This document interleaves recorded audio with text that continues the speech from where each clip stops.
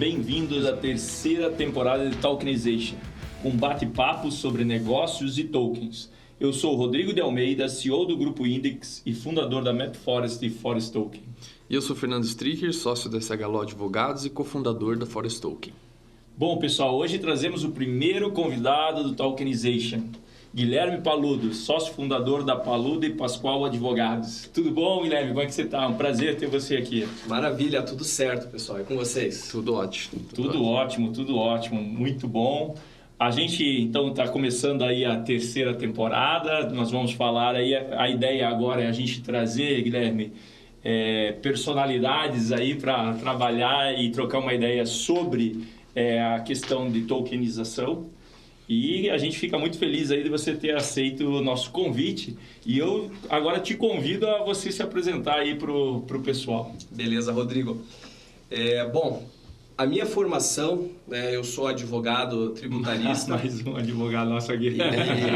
Mas também eu me formei em contabilidade e hoje a minha atuação é bastante voltada, em contabilidade e finanças. E acho que esse é um assunto bem interessante para a gente discutir, porque os criptoativos, ou os tokens, que são o gênero das espécies criptoativos, é um assunto bastante recente, e que tem uma repercussão muito grande. E a tributação está tentando correr atrás, de como classificar esses ativos e como tributá-los. E a legislação, a normativa também, porque hoje a gente tem um mercado brasileiro muito regulado em âmbito de financeiro e mercado de capitais. E aonde que entram os criptoativos? Eles são ativos que não se enquadram como valores financeiros, valores monetários, ou se enquadram. É algo muito recente. Então, acho que a gente pode trazer essa vivência de todas as áreas da advocacia, do direito tributário e também da contabilidade para contextualizar bem aí como a gente vai dar o tratamento correto. Isso é bem importante, pensando do ponto de vista pessoa física, pessoa jurídica, de todo esse contexto geral, porque a questão tributária vai ser sempre um problema aí que a gente precisa resolver. O leão, de alguma maneira, vai querer dar a mordida dele e a gente precisa estar atento, para a gente, de repente, não ter nenhum dos problemas. Tanto pessoas físicas e empreendedoras que a gente tem aí como nossos ouvintes e também os empreendedores para pensar também como que eles podem estar trabalhando e desenvolvendo, até para ofertando soluções para os seus clientes, que é um dos casos aqui da onde começa a nossa parceria, Guilherme? Que é justamente o que a gente vai ofertar para os nossos clientes com o Forest Token. Fernandão, o que você tem aí para... Eu acho que essa... além de complexa, é uma frente que a gente precisa deixar bem claro o que a gente está abordando. Então, quando a gente fala em tributação, Guilherme, é um mar de regulamentação, de leis, instruções normativas. E quando a gente está no meio do empreendedorismo na inovação, um deslize inicial, ou digamos assim, uma omissão, às vezes, no teu business plan, a respeito de uma regrinha, alguma previsão, mesmo que seja básica, pode causar um estrago lá na frente que é irrecuperável. Então, tá todo mundo, quem está sério aí no jogo, está tomando muito cuidado com isso, acompanhando. E hoje a gente está nos propondo aqui a trazer um pouco desse mundo aqui. Claro que a gente não vai conseguir abordar tudo, Guilherme? Mas eu acho que seria bacana a gente explorar de duas formas. Primeiro, na visão dos tokens como representação de negócios, Então, a tokenização é dentro do empreendedorismo, Sim. Então, tokens como a Forest Token, tokens que representam, vamos supor, negócios imobiliários. E depois a gente falar um pouco dos tokens mais voltados às criptomoedas em si, como Bitcoin, pensar na tributação, que eu acredito que tenha muito empreendedor aqui com dúvida nisso também. Então, Guilherme, queria te começar perguntando assim para você como que você abordaria essa questão. Eu vejo que, na minha ótica, acho que o Rodrigo concorda também, a gente tem que diferenciar um pouco as coisas, quando a gente fala em token, do que a gente está falando? Não, excelente. O token nos remete ao criptoativo que nos remete ao Bitcoin, porque o Bitcoin é um fenômeno, algo que revolucionou realmente o nosso mercado e a nossa era, Mas não dá... E isso, o Bitcoin já virou uma referência até como uma Gillette ou como Xerox, né? Você quer se referir ao token, você fala em Bitcoin. Exato. Mas é de suma importância a gente voltar esses passos atrás para a gente caracterizar o que é um token. Sim. Né? Token não é necessariamente um Bitcoin. Sim. Né? Bitcoin é necessariamente um token. Né? Então, o token ele acaba sendo uma representação de um ativo, de uma operação, né? De algo que pode ser fungível ou não fungível, tangível ou intangível. Né? Tudo vai depender daquilo que você está elevando ao token. Representando. Né? Exato, né? Representando pelo token. E a forma como você vai operar essa representação do teu produto, do teu direito, do teu ativo, do teu intangível, vai gerar também, consequentemente, uma tributação. Né? O Bitcoin, ele gera uma tributação quando você opera na compra e na venda. Mas e se eu alugar um Bitcoin? Ou se eu ceder um Bitcoin? Ou se eu fizer outras transações com Bitcoin? Eu vou ter outros tipos de tributação. Então, é muito importante a gente entender a natureza do token e também como a gente vai operar esse token, para a gente ter os diferentes tipos tributários de incidência. Né? Legal, então a gente pode já criar aqui uma regra geral, né? Primeiro momento que você tem quando vai analisar a tributação é ver o negócio por trás da transação, Exato. né? Então, hoje a gente tem alguns tokens que são... vamos pegar o caso da Forest Token, né? Que representam ativos reais, como o metro cúbico da madeira. O que o empreendedor, quando está diante de um token assim, ou está criando um token com essa feição, né? Representando um ativo real, o que ele precisa se preocupar? E já trago aqui um pouco do que nós vivenciamos, né, Rodrigo? A gente se preocupou muito com a natureza jurídica do contrato. O token ele representa lá a madeira, mas aí nós temos contratos, né, que são o instrumento que a gente usa para negociar esses tokens. Então, o segundo passo, a gente pode concluir que é analisar as transações que a tua plataforma criou? Perfeito. É exatamente esse o caminho. A gente, falando de floresta, está trazendo uma figura bastante complexa. Né? Porque é um ativo, a floresta, que vai se desenvolver por um período e que depois ela vai ser negociada e vendida. Né? Facilitaria a nossa análise se a gente fizesse, talvez até dentro do agro, né? A figura, né? De uma venda futura de uma saca de soja, de café, né? Facilita essa nossa análise. Ou, num outro lado, um bem mais ilíquido como um imóvel. Né? São duas figuras que podem ser facilmente tokenizadas e negociadas. Sim. E elas vão ter o tratamento delas. Eu vou vender um token que representa um imóvel. Estou vendendo um imóvel. Eu vou vender um token que representa uma floresta. Eu vou vender uma floresta. Sim. Né? Então, essa é uma transação bastante linear. Sim. Ao invés de eu assinar uma escritura pública de compra e venda, eu estou transferindo um token. Sim. Logicamente, dentro de uma estrutura confiável, né, que vai trazer todos os compliances que eu preciso para fazer essa transação. E todas essas transações, eu vejo que você... e a gente sempre bate nessa tecla, né, Rodrigo? Nós não podemos esquecer das leis que já existem. Né? Então, apesar de você tokenizar, e muita gente por muito tempo acreditou nisso, que não tinha regulação, mas tinha. Eu criei um token dentro do mercado, vamos supor, imobiliário, eu tenho lá a lei de registros públicos que eu tenho que seguir, eu tenho a forma que é exigida, a escritura pública, então eu não consigo fugir de alguns instrumentos que são importantes para ter o efeito jurídico, que seria transferência de propriedade. Então, a gente vê casos que a tokenização é utópica ainda, né? Seria muito bom, mas a gente ainda não tem... Eu acho, pegando o gancho aqui, que eu acho que é interessante... E eu vejo que o Guilherme tocou, a primeira coisa que você tem que entender é a transação.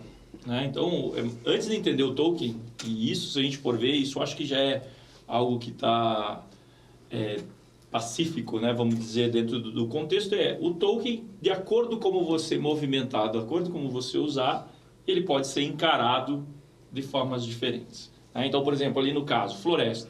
Quando o token, por exemplo, o Forest Token representa o quê? Metro cúbico de madeira negociada a futuro. Que é um contrato que se realiza entre as partes, que o cara vende hoje para entregar lá na frente. Então, a transação, o que ele vai ter que fazer?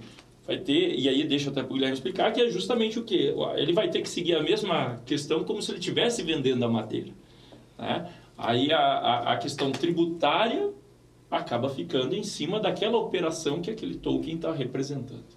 Aí ele vai ter que fazer os seus pagamentos, vai ter que fazer o empreendedor nesse formato, ele vai ter que pagar seus impostos, recolher o que for.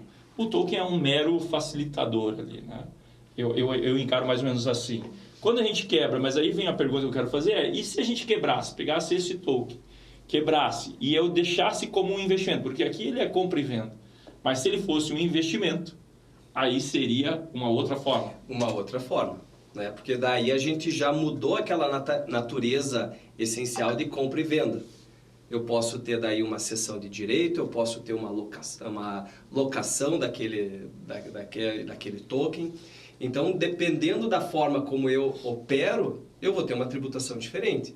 Mas o nosso sistema tributário está posto. Né? Sim. Até que eu tenha um novo sistema que trate especificamente daquela operação, eu acho que isso tende a acontecer em função da relevância dessa matéria, a gente tem que tentar enquadrar nas figuras que nós temos hoje. Que já existe. Locação tem uma tributação, venda tem outra, prestação de serviço tem outra, investimento tem outra, então daí a gente vai ter que tentar fazer as analogias e os enquadramentos. E eu acho interessante isso, porque o que a gente está propondo, né, é que daí o token ele começa a criar uma facilidade dessas transações. Por exemplo, vamos pegar o exemplo Forest Token. O contrato de compra e venda futura, vamos dizer, de entrega futura da madeira, é algo que já existe. Mas o token ele passa a ser um facilitador, porque agora ele é uma representação, né, de um determinado volume a ser entregue. Isso vai permitir que eu compre, então, essa madeira, mas eu não seja o destinatário final. Eu compro essa madeira pensando, daqui a algum tempo eu vou ganhar. Então, eu vou ter que pagar um imposto, olha, veja, já é diferente do imposto que eu vou ter pago como produtor. Né? Eu já vou ter que pagar um imposto, porque quando eu vender, provavelmente eu vou ter um ganho de capital da compra para venda. Seria isso mesmo, Guilherme? É mais ou menos isso, é nesse sentido. Então, cada transação precisa ser muito bem analisado. Eu gosto de trazer um exemplo que ele é bastante concreto, mas ele também é bastante abstrato. Né? Mais ou menos ali em 2016, 2017, a gente teve uma demanda muito grande de garantias para as operações. Né? O mercado mundial estava começando a desaquecer, então os operadores começaram a exigir garantias para grandes operações. Então, uma empresa estrangeira vai operar com Petrobras por meio de um operador brasileiro e fala, olha, eu vou comprar o teu petróleo, mas eu quero uma garantia real. O que nós fazíamos? Íamos em grandes grupos e pedíamos os imóveis para a gente criar uma SBLC. Então, você não vai poder fazer nada nos próximos 10 anos com esses imóveis.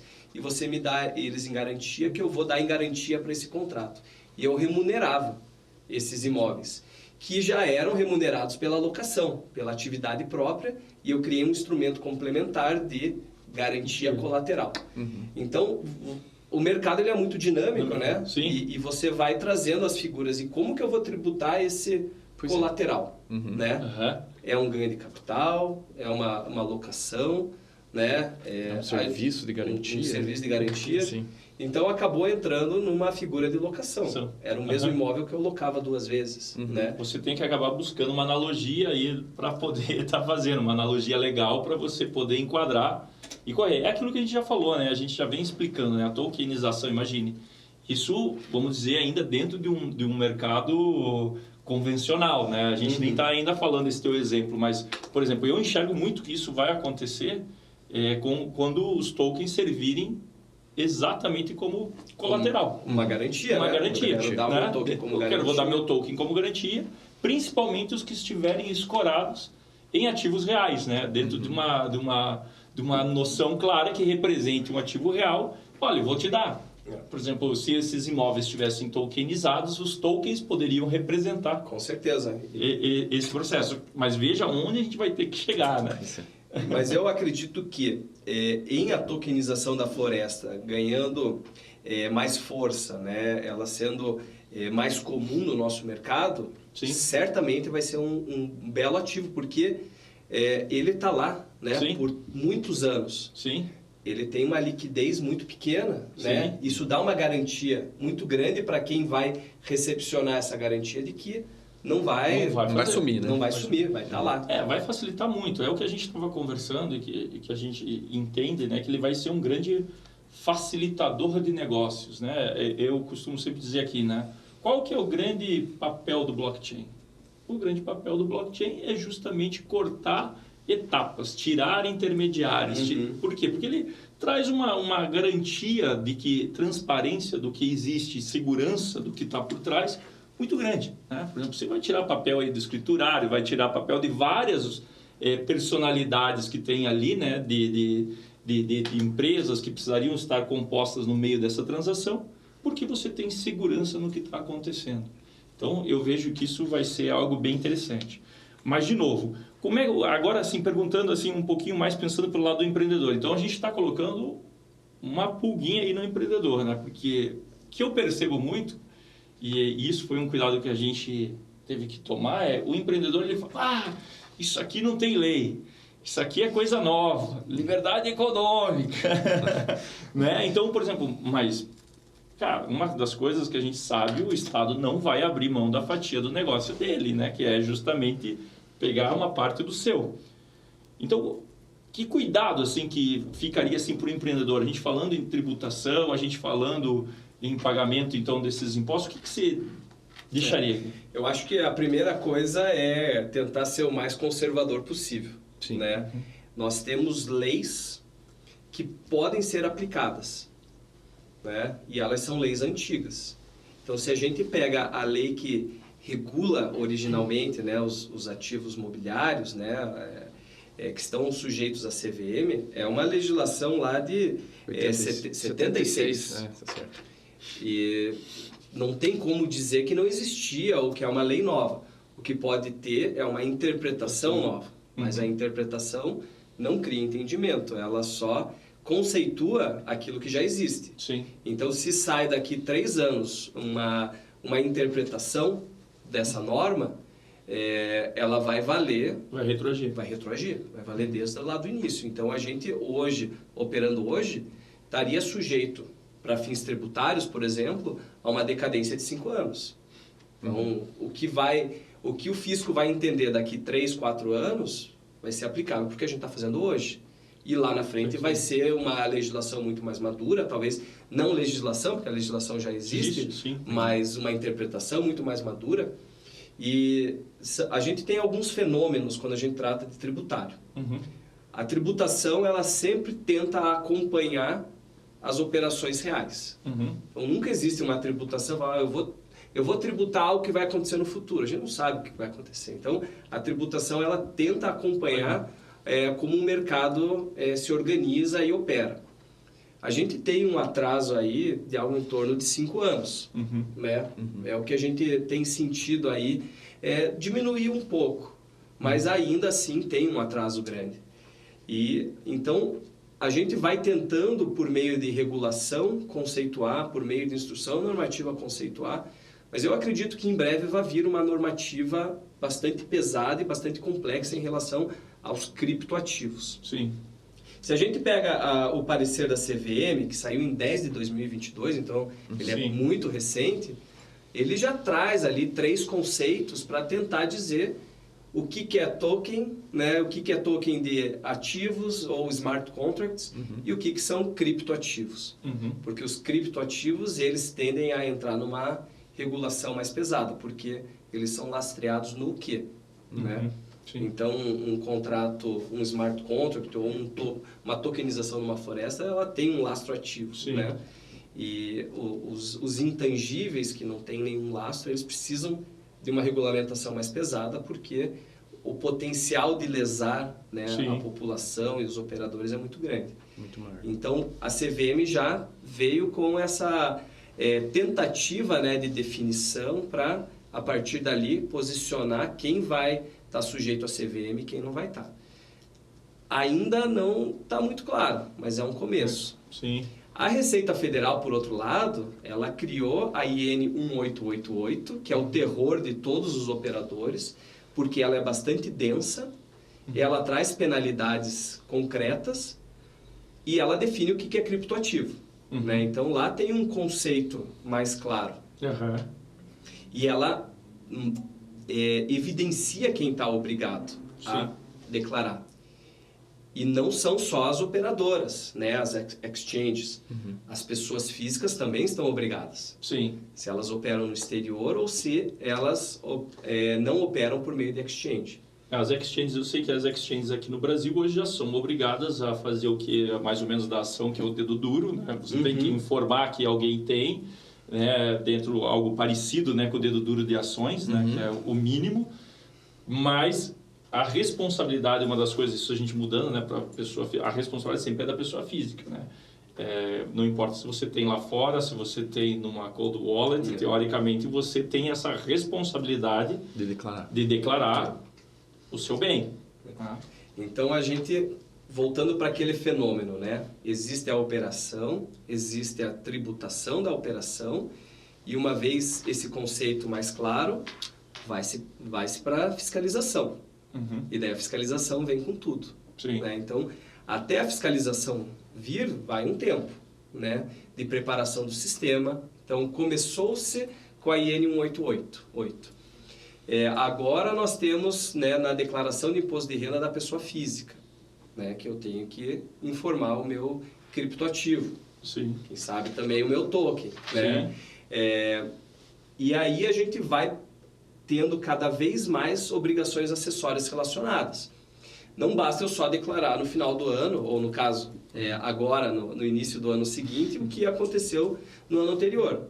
Se eu tenho obrigações mensais, a IN 1888, ela é mensal. O Carnê-Leão, ele é mensal. O pagamento, né, do imposto de renda sobre ganho de capital, ele é mensal.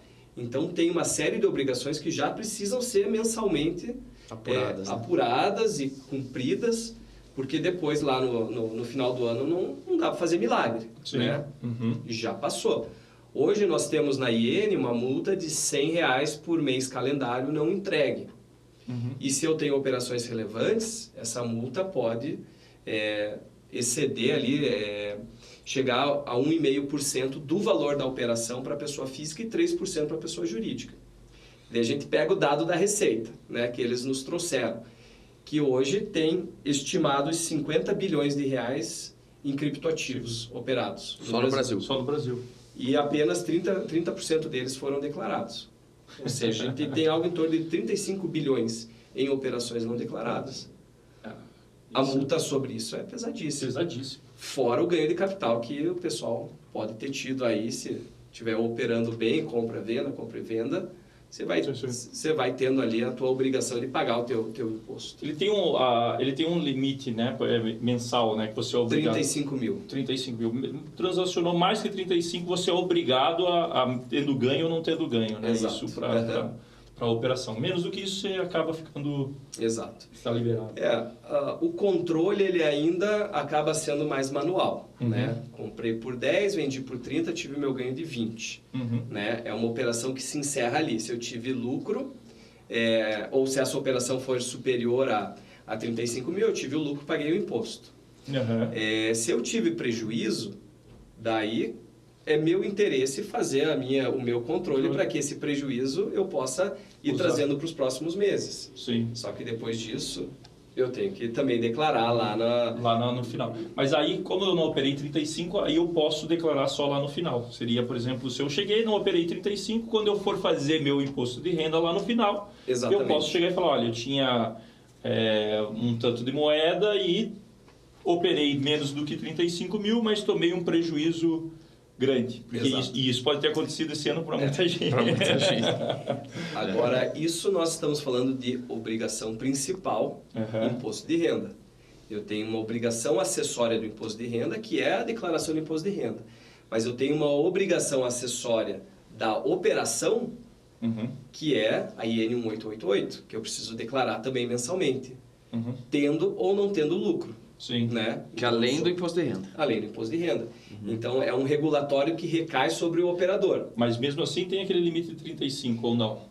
Na IN 35. Porque, teoricamente, na IN 35, o que eu tinha entendido Daí, na IN 188 é 30 mil. 30 mil. Isso. E teoricamente, quem está operando no Brasil, você não precisaria. Se for a menos do que isso, você não precisa falar, porque a exchange já tem a obrigação. Exato. É isso, né? Então, se eu opero no Brasil com exchange, eu não sou obrigado a fazer nada. Né? Só o imposto de renda. Sim. Se eu opero sozinho, sem exchange, eu sou obrigado. Acima de 30 mil, né? Além do imposto de renda, que é 35 mil. Então, veja que são duas regras distintas, Sim. dois limites distintos. E se eu opero no exterior, da mesma forma. Né? Então, eu sou obrigado a IN 1888, que é o regulatório, e eu estou obrigado ao imposto de renda. Olha só. Se eu, aqui trazendo até, talvez um empreendedor tenha essa dúvida, né? Eu uso um token, por exemplo, vamos supor um Bitcoin. Comprar um bem lá fora, eu também vou ter uma obrigação de informar, inclusive, o Banco Central disso, né? Daí é uma terceira obrigação, né? Capitais de brasileiros no exterior.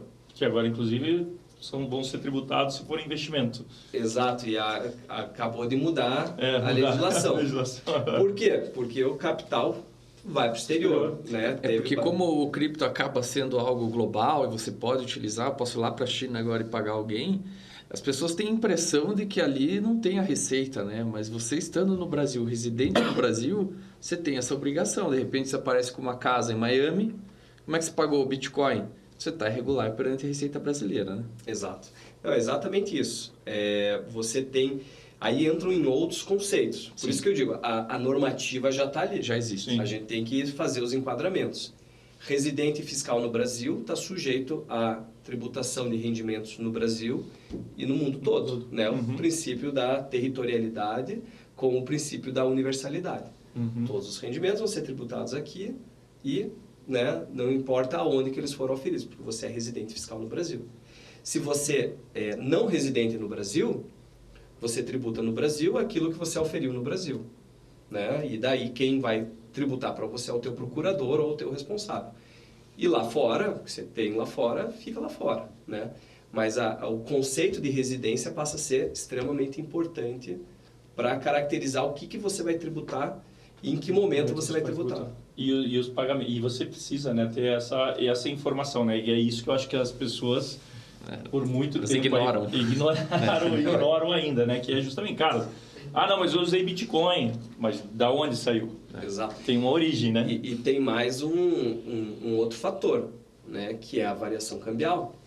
Sim. Então, você também vai estar sujeito à variação cambial nas suas operações. Então, não basta simplesmente eu falar, olha, o Bitcoin teve a valorização. Ele pode ter desvalorizado, mas a minha variação cambial foi positiva. Então, pode estar entrando nisso. Eu não operei com perda, né? Então, eu tive para fins de imposto de renda, eu tive um ganho, eu tive acréscimo patrimonial. Esse é o conceito.